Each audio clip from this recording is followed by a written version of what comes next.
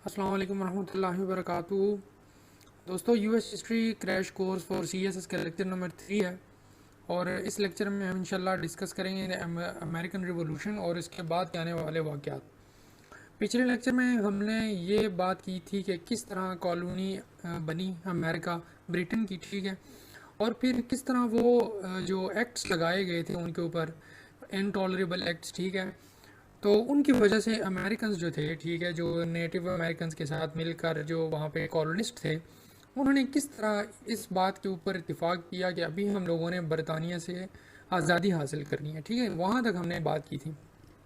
आज हम लोग उसके आगे की कहानी पढ़ेंगे कि उसके बाद क्या हुआ, ठीक है। उसके बाद अमेरिकन रिवॉल्यूशन स्टार्ट हो गया, ठीक है, और उस रिवॉल्यूशन में क्या हुआ, the American revolution and the war for independence from Britain began with a small fight between British troops and colonist in April 1775। आपको मैंने जैसे बताया था कि बोस्टन टी पार्टी हुई, ठीक है, बोस्टन टी पार्टी के बाद जो ब्रिटेन गवर्नमेंट थी, ब्रिटिश की गवर्नमेंट थी, वो बड़े गुस्से में आए, ठीक है, और उन्होंने कुछ एक्ट्स लगा दिए थे। और यहाँ पर जो अमेरिकन थे उन्होंने ये इस बात पर इत्तेफाक किया कि अभी हम लोगों ने बरतानिया से जो है वो आज़ादी मांगी है, ठीक है। तो अब एक छोटी सी लड़ाई होती है और वो लड़ाई होती है बरतानिया में ब्रिटेन और ट्रूप्स और जो कॉलोनिस्ट हैं उनके दरमियान, ठीक है। The British troops left Boston Massachusetts planning to take weapons and ammunition from the revolutionary colonist. अब जो कॉलोनिस्ट थे, कॉलोनिस्ट से मुराद वो अमेरिका के लोग, ठीक है, तो उनसे ये जो ब्रिटिश ट्रूप्स हैं ये चले गए उनसे असलाह छीनने के लिए, ताकि वो लोग मज़ीद रिवोल्यूशनरी जो है काम वो ना किया करें, ठीक है। At Lexington they met armed colonist who were called minuteman, ठीक है। मिनटमैन कुछ लोग थे, उन्हें मिनटमैन कहा जाता था, और ये कौन थे, एक्चुअली अमेरिकन थे, ठीक है। इन्होंने अपनी छोटी सी फौज बना ली थी और इनको मिनटमैन इसलिए कहा जाता था because they could be ready to fight in a minute. The minuteman plan to protest silently and not shoot unless the British shot first. The British ordered the minuteman to leave. The colonists obeyed, but as they left, someone fired a shot. The British troops attacked the Minutemen with guns and bayonets. अब उन्होंने सोचा यही था कि हम लोग तब तक फायर नहीं करेंगे जब तक जो है वो ब्रिटेन आर्मी जो है वो फायर ना कर दे। तो लेकिन उन्होंने इस बात पर इत्तेफाक तो कर लिया, लेकिन जैसे ही वो लोग बरतानिया वालों ने इन्हें मिनटमैन को बोला कि आप लोग भाई जाओ, तो ये जब जाने लगे तो अचानक किसी ने फायर कर दिया, ठीक है। जब फायर किसी ने किया तो बस वो उसके बाद एक लड़ाई शुरू हो गई और जो ब्रिटिश ट्रूप्स हैं उन्होंने अटैक कर दिया मिनटमैन के ऊपर। अच्छा दोस्तों, को मैं बताता चलूँ, कई लोग जो हैं वो मुझसे पूछते रहते हैं फिर हमें लेक्चर नहीं मिलते, ठीक है। हमेशा आपको मैं हर लेक्चर में बताता रहता हूँ, फिर एक बार बता रहा हूँ। लेकिन जब आप हमारे चैनल के ऊपर आते हैं तो बाय डिफ़ॉल्ट आपकी होम टैब जो वो सिलेक्ट हुई हुई होती है, ठीक है, ये होम टैब आपकी सिलेक्ट हुई हुई होती है। तो लेकिन आपने करना क्या है, आपने ऐसा करना है कि आपने या तो थोड़ा सा स्क्रॉल करेंगे, अगर आप लैपटॉप यूज़ कर रहे हैं, यहाँ पर आपको मिलेगा क्रिएटेड प्लेलिस्ट का ऑप्शन। यहाँ पर हर सब्जेक्ट का अलग प्लेलिस्ट आपको मिलेगा, ठीक है, और इस प्लेलिस्ट के अंदर उस सब्जेक्ट से रिलेटेड तमाम वीडियोस मौजूद होंगी। अगर आप मोबाइल यूज़ कर रहे हैं तो आप इस तरह करें, होम, वीडियोस और प्लेलिस्ट का तीसरा ऑप्शन आपके पास मोबाइल में आएगा। आपने प्लेलिस्ट के ऊपर क्लिक करना है और तमाम सब्जेक्ट की प्लेलिस्ट आपके सामने होगी। आपने आपसे वहाँ से अपनी पसंदीदा प्लेलिस्ट अपने सब्जेक्ट की सिलेक्ट करनी है और उस सब्जेक्ट के मुतालिक तमाम वीडियोस आपको उसी प्लेलिस्ट के अंदर मिल जाएंगी। चलो ये लेक्चर की तरफ बढ़ते हैं। अच्छा जी, उसके बाद स्टार्ट होती है the second Continental Congress. Colonial representatives hurried to Philadelphia for the second Continental Congress. अब आपको पता है लड़ाई हो गई है, ठीक है, मिनटमैन और बरतानिया के फौजियों के दरमियान। More than half voted to go to war against Britain. They decided to form one army from the colonial forces. George Washington of Virginia became the commander in chief. अब अमेरिका वालों ने ये सोचा कि हमें अपनी एक आर्मी बनानी चाहिए, और चूंकि उन्होंने मिनटमैन को मार दिया था, ठीक है, और इतनी बड़ी लड़ाई हो गई है, तो हमने अभी आज़ादी की जंग अपनी खुद लड़नी है और उसके लिए हमें एक फ़ौज की ज़रूरत है। तो वो मिलते हैं, सेकंड कॉन्टिनेंटल कांग्रेस करते हैं। आपको पता है फर्स्ट कॉन्टिनेंटल कांग्रेस हमने पिछले लेक्चर में पढ़ लिया था और वहाँ पर सैमुअल एडम्स की कहानी आपको याद होगी, सही है। तो अब यहाँ पर ये क्या करते हैं, छोटी सी फौज बनाते हैं और जो वो जॉर्ज वाशिंगटन है वो बनते हैं the first commander in chief for the colonial forces, ठीक है। At the same time they sent King George three a peace resolution to try to avoid a war. अब जो किंग जॉर्ज थ्री है ये उस टाइम के बरतानिया के किंग हैं, ठीक है। इनको वो एक लेटर भी लिखते हैं और वो कहते हैं कि जंग ना हो। कौन लिखता है जी, कॉलोनियल वाले, ठीक है, कॉलोनिस्ट, वो एक लेटर लिखते हैं किंग को। The king rejected it. On August 23, 1775, the king said the American colonies were in rebellion. उन्होंने कहा कि ये तमाम के तमाम लोग जो हैं वो बागी हो गए और इनसे सज़ा देना इनको जो है वो ज़रूरी हो गया है। अब जी एक और चीज़ आती है, कॉमन सेंस। कॉमन सेंस क्या है? The desire for independence increased in the next few months. Thomas Paine, a radical political thinker, argued for independence and against hereditary monarchy in his pamphlet Common Sense. अब Thomas pen एक बंदा है, ठीक है जी, वो क्या करता है, वो जनाब एक लिखता है, एक पैम्फलेट शाया करता है, उसका नाम है कॉमन सेंस, ठीक है। वो कॉमन सेंस में क्या कहता है, वो कहता है कि आपने आज़ादी लेनी है, ठीक है। और कॉमन सेंस को इस कॉमन सेंस क्यों कहते हैं, वो कहता है कि there are two possible conditions for America, the people could remain unequal citizen under a king और they could live in an independent country with the hopes of liberty and happiness. वो कहता है कॉमन सेंस की बात है, या तो आप जो है वो उस किंग के नीचे रहो जो आपको आज़ादी नहीं देता, आपको टैक्स में शामिल नहीं करता, आपकी कोई भी बात मानने को तैयार नहीं है, या फिर अपने लिए आज़ादी मांगो। दो ही तो बातें हो सकती हैं, या आज़ादी मांगो या उस किंग की गुलामी करो। कॉमन सेंस की बात है तो आप क्या सिलेक्ट करोगे, जाहिर बात है आप इंडिपेंडेंस सेलेक्ट करोगे। The Second Continental Congress created a committee to write a document that outlined the colonies' complaints against the king and explained their decision to separate from Britain. The reasons were based on French and British ideas. Thomas Jefferson was the main writer of the Declaration of Independence. अब ये लोग एक Declaration of Independence लिखते हैं कि भाई आज से हम लोग बरतानिया के हुक्म के पाबंद नहीं होंगे, किंग जो भी बात करेगा हम उस बात को अपने ऊपर लागू करने के पाबंद नहीं है, हम लोग इंडिपेंडेंस का ऐलान करते हैं। और वो एक डॉक्यूमेंट लिखते हैं, द डिक्लेरेशन ऑफ इंडिपेंडेंस। और थॉमस जेफरसन जो बाद में प्रेसिडेंट भी बने, वो द मेन राइटर हैं डिक्लेरेशन ऑफ इंडिपेंडेंस के। अब आते हैं जी declaration of independence. The declaration of independence told the world for a new nation and its beliefs about the human freedom. It argued that political rights are the basic human rights and are universal. The Second Continental Congress accepted this document on 4th of July 1776. The 4th of July became Independence Day in the United States. आप जानते हैं जो America का independence day है वो है the 4th of July, ठीक है। आज भी वो लोग 4 जुलाई को अपना यौम आज़ादी मनाते हैं।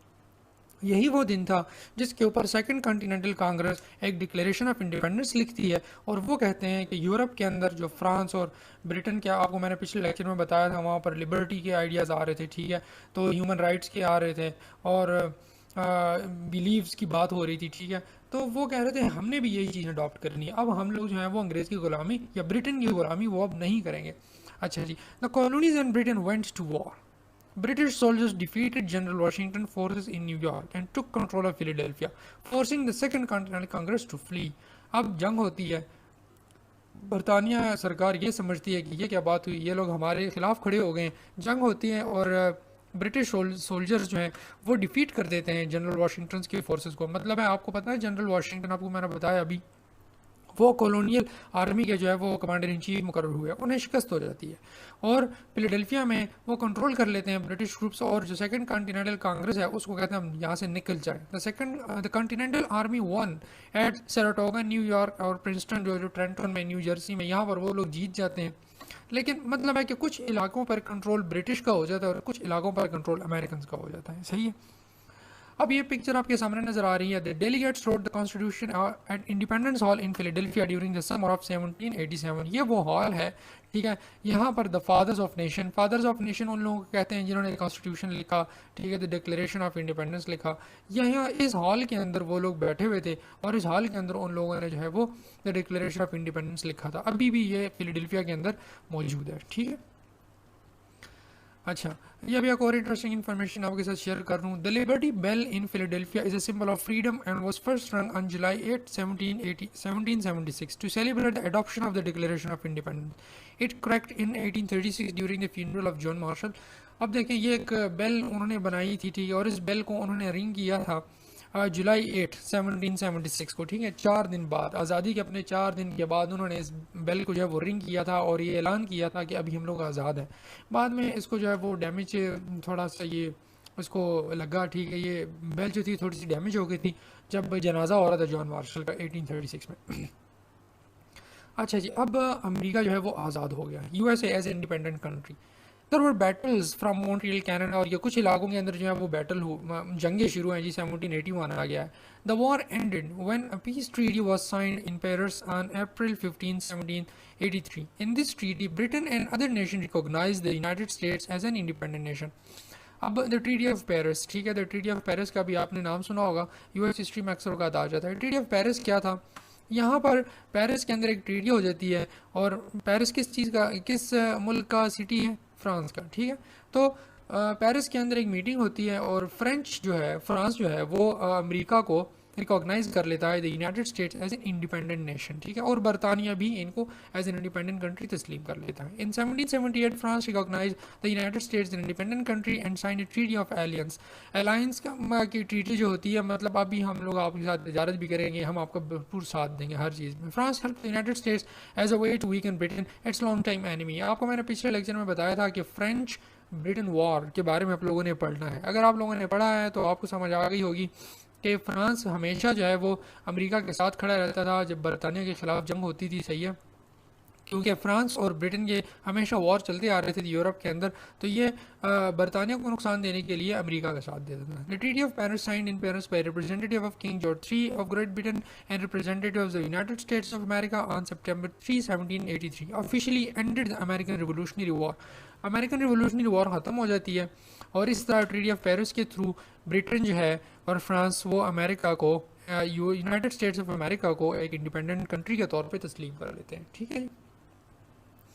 The Treaty of Paris turned 13 colonies into states, but the job of becoming one nation remained. अब हमने यहाँ तक तो बात देख ली कि अमेरिका जो है, यूनाइटेड स्टेट्स ऑफ अमेरिका, ये एक इंडिपेंडेंट कंट्री बन गया है, लेकिन अभी तक ये लोग एक नेशन नहीं बने। क्यों? आगे पढ़ते हैं। Forming a national government. In 1783, the 13 colonies became the United States. Before the war ended, the colonies had developed the Articles of Confederation, a plan to work together as one nation, but the connections among the 13 states were loose. Each state had its own money, army and navy. Each state traded and worked directly with other countries. Each state collected taxes in its own way, and each state believed its way was the right way. It was a nation of 13 countries. अब मसला क्या पेश आया? आपको मैंने जैसे पहले बताया था कि 13 कॉलोनीज थी, ठीक है, और 13 कॉलोनीज के अंदर डिफरेंसेस बहुत ज़्यादा थे। अब इन डिफरेंसेस की वजह से इनको इकट्ठा रहना बड़ा मुश्किल हो रहा था। हर स्टेट ये कह रहा था भाई जो मैं कह रहा हूँ, ठीक है, वो ठीक है, और जो बाकी लोग कह रहे हैं वो गलत है, ठीक है। हर स्टेट की अपनी आर्मी, अपनी मनी, ठीक है, अपनी नेवी, सब कुछ जो है वो उनका अपना अपना था, तो ये लोग यूनाइटेड नहीं थे। अब ये बहुत बड़ा मसला बन गया था। इनको यूनाइट करने के लिए इन्होंने क्या किया, कॉन्स्टिट्यूशन बनाया। Alexander Hamilton from the New York believed that the 13 states needed to rethink the Confederation. He and others suggested a large meeting to do this. In May 1787, 55 delegates met in Philadelphia. They knew about history, law, and political theory. They understood colonial and state government. Most did not think the Articles of Confederation worked very well. They proposed a constitution describing a new form of government based on separate legislative, executive, and judicial authorities. अब क्या हुआ, अब उन्होंने जो Alexander Hamilton था, ठीक है, और उसके साथ आपको मैंने बताया पीछे जो अलेक्जेंडर फ्लेमिंग थे, ये सारे के सारे आगे थे। सॉरी, अलेक्जेंडर फ्लेमिंग बोल रहा हूँ, अलेक्जेंडर हैमिल्टन था, ठीक है। और जो बाकी जो फादर ऑफ नेशन, आपको मैंने पीछे एक तस्वीर दिखाई थी, ठीक है, तो ये सारे लोग मिल गए थे और उन्होंने फिलाडेल्फिया के अंदर इस बात पर मुत्तफिक हुए कि हमने कॉन्स्टिट्यूशन बनाना है और उस कॉन्स्टिट्यूशन के अंदर हमने ये देखना है कि मुल्क को, इन तमाम स्टेट को किस तरह इकट्ठा किया जाए। अब इन्होंने एक कॉन्स्टिट्यूशन के अंदर एक गवर्नमेंट बनाई, उस गवर्नमेंट में ये कहा कि 3 तरीक़ों से 3 हिस्से होंगे गवर्नमेंट के, लेजिस्लेटिव, एग्जीक्यूटिव एंड जुडिशियल। जैसे पाकिस्तान के अंदर या यूनाइटेड स्टेट्स के अंदर जमहूरी निज़ाम जितने भी, उनके अंदर ये 3 टाइप्स होते हैं, ठीक है। लेजिस्लेशन जो कानून साजी का काम करते हैं, एग्जीक्यूटिव जो कानून को लागू करने का काम करते हैं, जुडिशरी जो कानून बनाने का नहीं बल्कि कानून लॉज को इंटरप्रेट करने का काम करती है, ठीक है जी। इसके बारे में हम आगे लेक्चर्स में बात करेंगे अलग अलग कि ये क्या चीज़ है। अच्छा, the constitution provided the framework for the new government. The national government could create money, impose taxes, deal with foreign countries, keep an army, create a postal system and veg war. ये तमाम काम किसके थे? ये था national government के। To keep the government from becoming too strong, the U.S. Constitution divided it into 3 equal parts: a legislative, an executive, and a judicial system. Each part worked to make sure the other parts did not take power that belonged to the others. हम आगे जाकर US system जब पढ़ेंगे, ठीक है, उसके अंदर हम लोग ये देखेंगे कि इनके अंदर चेक्स एंड बैलेंसेस क्या है, और ये जो 3 चीज़ें मैंने आपको बताई हैं, 3 पार्ट्स, ठीक है, एग्जीक्यूटिव, जुडिशरी और लेजिस्लेशन, इनके काम क्या है और किस तरह एक दूसरे के ऊपर चेक एंड बैलेंस रखते हैं। This is separate topic and we will talk about it later. आपके सामने जो तस्वीर नज़र आ रही है, ये US कॉन्स्टिट्यूशन का ओरिजिनल ट्रांसक्रिप्ट है, ठीक है। ये बिल्कुल वो स्क्रिप्ट है जिस तरीके से उन लोगों ने लिखा था, ठीक है। ये अभी भी म्यूजियम्स के अंदर मौजूद हैं, ठीक है। तो ये वो पेपर है, उसका थोड़ा सा हिस्सा है आपके सामने, ठीक है। आर्टिकल 1 नज़र आ रहा है, वी द पीपल से इनका कॉन्स्टिट्यूशन स्टार्ट होता है, ठीक है। अच्छा, on September 1787, most of the delegates signed the new constitution. They agreed the constitution would become the law of United States when 9 of 13 states ratified or accepted it. It took about a year to ratify the constitution. उन्होंने ये कहा कि जब 13 colonies में 9 colonies इस constitution को मान लेंगे तब हम इसको लॉ बनाएंगे और तब ये इम्प्लीमेंट होगा, ठीक। यहीं से इसका 2/3 मेजोरिटी का जो कंसेप्ट है वो निकला है। The country was divided into 2 groups. अच्छा, ये बहुत इंपॉर्टेंट है। The Federalists wanted a strong central government. They supported the constitution. The Anti-Federalists wanted a loose group of states. They feared that a strong central government would become tyrannical. They were against the constitution. उन्होंने अब 2 groups बने, एक थे federalist, दूसरे थे anti federalist. अब federalist ये कहते थे कि कॉन्स्टिट्यूशन के हक में थे और वो कहते थे कि स्ट्रॉन्ग सेंट्रल गवर्नमेंट होनी चाहिए। एक सेंट्रल गवर्नमेंट आप बनाओ जो तमाम के तमाम 13 कॉलोनीज को इकट्ठा करके रखे, वही कानून बनाए और तमाम कॉलोनीज के ऊपर लागू करे। तो एंटी फेडरलिस्ट थे, वो कहते थे नहीं, ऐसा नहीं होना चाहिए। इस तरह तो आप तमाम 13 कॉलोनीज़ को मज़ीद ग़ुलाम बना लोगे। भाई हम आज़ाद रहना चाहते हैं, आप कॉलोनीज़ को भी थोड़ा सा हक दो, ठीक है। तमाम की तमाम चीज़ें जो अपने हाथों में ना रखो, वरना तो आप टायरनी में चले जाएंगे। टायरनी का ये मतलब है जब कंट्रोल एक ही बंदे के हाथ में हो और वो जैसा चाहे सब लोगों को यूज़ करे, तो ये तो टायरनिकल चीज़ हो गई। तो वो दे वर अगेंस्ट द कॉन्स्टिट्यूशन। फिर एक मसला बन गया। अच्छा जी, आफ्टर इट वॉज एक्सेप्टेड, अब ये बाद में इनके ऊपर किस तरह बात की गई, वो कॉन्स्टिट्यूशन को जो हम लोग इंशाल्लाह देखेंगे तब हम लोग इसके ऊपर ज़्यादा मज़ीद बात करेंगे। अब एक चीज़ आई, the Bill of Rights. After it was accepted, some Americans said the Constitution did not list the rights of individuals. When the first U.S. Congress met in the New York City in September 1789, the delegates proposed a number of amendments to the Constitution to list these rights. They added 10 amendments known as the Bill of Rights. 10 amendments किए गए थे, ठीक है, the Bill of rights के नाम से US constitution में। These were the first amendment made in the US constitution. The first amendment promises freedom of speech, press, religion, the right to protest, meet peacefully, demand changes। ये तमाम वो चीज़ें थी जो ह्यूमन राइट्स और the rights of individuals के अंदर शामिल हैं। जितने भी इंडिविजुअल के राइट्स हैं उनको कुल मिलाकर इन्होंने कहा द बिल ऑफ राइट्स। और लोगों ने ये कहा कि ये चीज़ें तो आपने कॉन्स्टिट्यूशन में शामिल ही नहीं की, आप इन्हें शामिल करें। इस वजह से कॉन्स्टिट्यूशन के अंदर एक तरमीम की गई, एक अमेंडमेंट की गई, जिसको बाद में द बिल ऑफ राइट्स का नाम दिया गया, ठीक है जी। अच्छा जी, अब ये आपके सामने ये तस्वीर आपने बहुत ज़्यादा देखी होगी, ठीक है। पिक्चर्स वगैरह में, मूवीज़ वगैरह में आपको ये तस्वीर बहुत ज़्यादा नज़र आती होगी, ठीक है। और ये तस्वीर शायद आपने देखी हो। It is actually the exhibition hall of the national archives in Washington DC। ये नेशनल आर्काइव हैं, यहाँ के ऊपर जो वो कॉन्स्टिट्यूशन की पिक्चर आपको मैंने दिखाई वो, इसके अलावा बेशुमार वो डॉक्यूमेंट जो उस ज़माने के अंदर लिखे गए थे और अमेरिकन हिस्ट्री के अंदर बहुत इंपॉर्टेंट है, वो इस जगह पर रखे गए हैं, ये महफूज किए गए हैं। It's the national archive of United states. अच्छा जी, अब आते हैं क्विज टाइम के ऊपर। आपने जितना सुना और मैंने जितना सुनाया, अब पता चलेगा कि आपने कितना कुछ सुना और किस तरह से सुना। अब आप मुझे बताएं, the British soldiers was also called what? Red quotes, Minuteman and round heads. कौन सा ठीक है आप बताएं। इसके बाद who was the commander in chief of the colonial army? Thomas pen, Thomas Jefferson और जॉर्ज वाशिंगटन। अच्छा जी, तीसरा है, what American holiday celebrates the colonist victory? Veteran day, declaration day, 4th of July। कौन सा है जी, बताएं। नेक्स्ट है, where did the delegates meet to discuss the new national government? कहाँ पर मिले थे ये सारे? न्यूयॉर्क में, फिलाडेल्फिया में या बोस्टन में? नेक्स्ट क्वेश्चन है, what is the document that contains the system of government of the United States? Declaration of Independence, common sense या द कॉन्स्टिट्यूशन? उसके बाद है, what are the 3 branches of government? इनमें से कौन सी है कौन सा ऑप्शन है जो 3 ब्रांचेस ऑफ गवर्नमेंट को बताता है? आपने इन तमाम क्वेश्चंस के आंसर मुझे कमेंट सेक्शन में देने हैं, ठीक है। इससे मुझे पता चलेगा कि आपने लेक्चर बड़े गौर से सुना है। तो आपने इन तमाम चीज़ों के, तमाम क्वेश्चंस के आंसर कमेंट सेक्शन में दे देने हैं। अच्छा जी, नेक्स्ट लेक्चर में इंशाल्लाह हम डिस्कस करेंगे अमेरिकन कॉन्स्टिट्यूशन को डिटेल के साथ। तो आप नेक्स्ट लेक्चर तक इंतजार करें और इंशाल्लाह नेक्स्ट लेक्चर में इस चीज़ के ऊपर बात करेंगे। तब तक के लिए अपना बहुत सारा ख्याल रखिए। अगर लेक्चर पसंद आया लाइक कीजिए, अपने दोस्तों से शेयर कीजिए और चैनल को सब्सक्राइब ज़रूर कीजिए, ठीक है जी। नेक्स्ट लेक्चर में मिलते हैं। अल्लाह हाफिज़।